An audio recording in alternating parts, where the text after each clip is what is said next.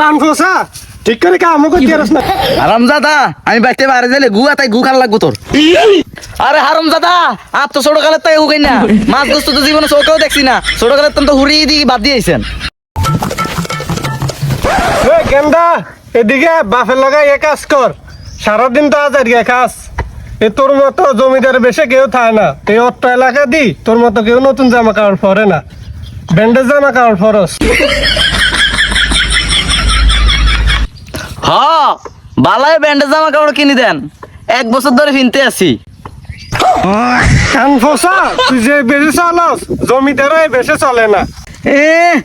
3 বেলা ঠিক মতো বাতি দেয় না, আবার কই জমিদারের মতো রাহে, মুখটা কেরুম করে কুত্তের পুটকির লাইন। কানফোসা যাও এক বেলা ভাত ফাইতি এটাও ফাইতি ন, আসো তাড়াতাড়ি এই কাম কর।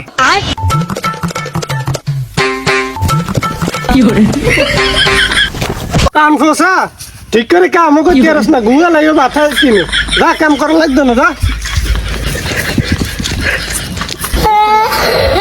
হারামজাদা আমি বাইতে বাইরে গেলে গুয়া তাই গু খান লাগবো তোর।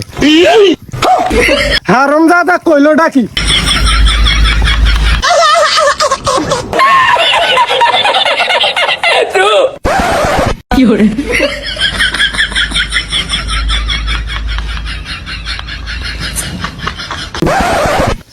আমার লগে এটি খাওয়া আছে, হুদা আইয়া দাঁতটা বাংশ বিলে আইয়ে।